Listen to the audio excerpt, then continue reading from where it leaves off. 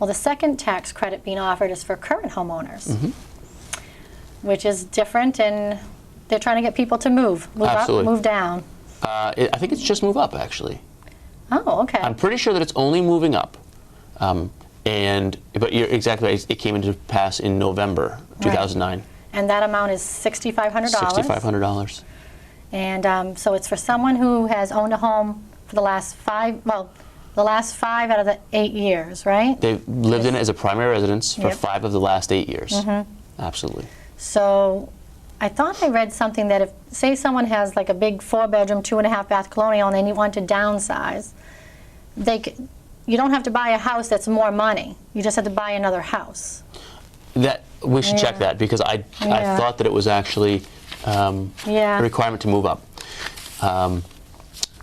But in both these numbers, in the $6,500 and the $8,000 tax credits, one thing to mention is it's 10% or $8,000. Right. So if you bought a house for $75,000, the maximum tax credit for a first-time buyer is $7,500. It's 10% of that number, not necessarily $8,000. Right. For most properties, it probably is the same number, but it's worth mentioning that it's 10% of the value of the home, or to a maximum of $8,000 for a first-time buyer, and $6,500 for an existing homeowner. For an existing homeowner. Because a lot of people then, if they need to buy that bigger house, they can do that. And absolutely. Now these tax credits, they have to go to irs.gov, but there is a form. I actually went there this morning. It's online. Yep. They can print that up, and I believe they file that with either their tax return or an amended tax return. Right. Correct? Yes, absolutely. Right.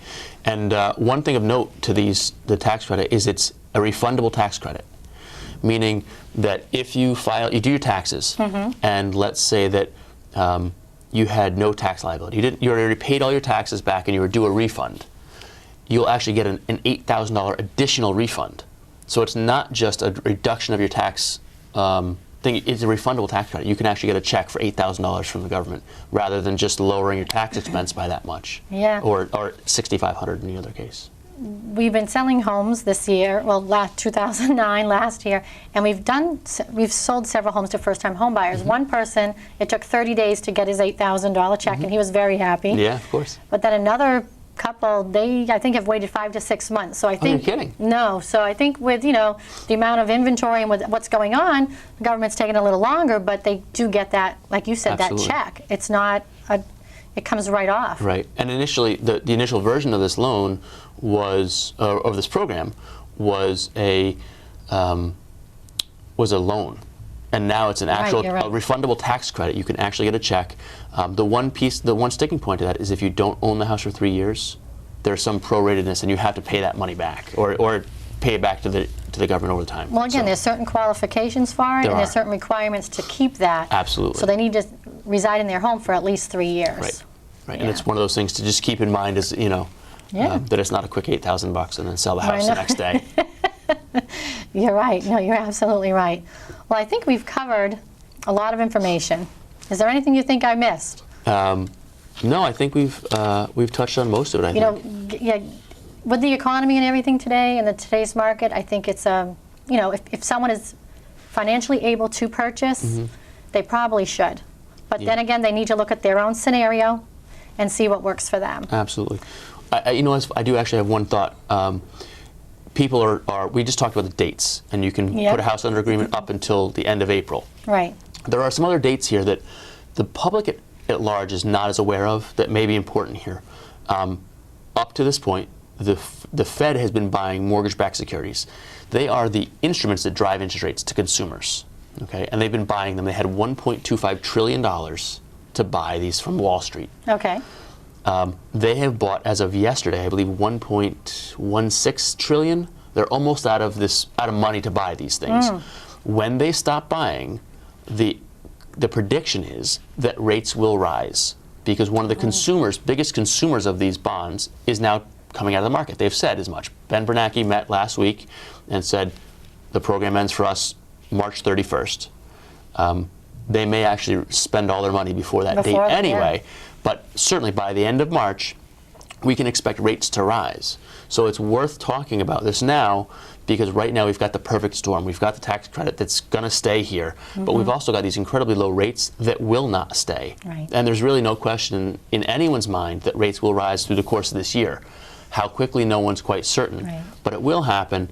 And because we know the Fed's going to stop buying mortgage-backed securities on the 31st of March at the latest, that will be a likely driver of rates. And we expect to see rates increase at that point by somewhere between 0.5% and 1% probably. No one's quite certain. Yeah. Well, that's good to know because the home buying process takes time as well. It absolutely does. Like, it's not like you call to get pre-approved, contact an agent, and then you go out and see 5 homes and buy one. Yes, that can happen. Certainly. And it has happened. However, sometimes people have not found that right home after 30 homes. Right. So you really need to get your search more in detail, but that takes time. You could be looking at homes for 30 days, but the home buying process from offer to closing could take 60 days. Yes. Right? Yeah, it's absolutely. Sometimes longer. It's slowed, but- right. It's slowed down in the banking side. Right. It's just by volume, necessity. It used to be a process we could do in 2 weeks, and they've changed the laws and disclosure laws. It's literally almost impossible to close a loan in 2 weeks now. We can rush them, but it's not the same Right. process that it was. Even with everything aligned properly, it still takes more time than the people are generally accustomed to. Well, you're dealing with, multiple people, Absolutely. different departments, so everybody has to be on the same page. Right. Exactly right. Well, thank you for joining me today. Thanks for having me. I really appreciate it. And I hope you guys learned something today. And if you have any further questions, you can visit our websites at www.angelsrealty.net and www.zenithadvisors.com. Thank you very much for joining us today. Thanks.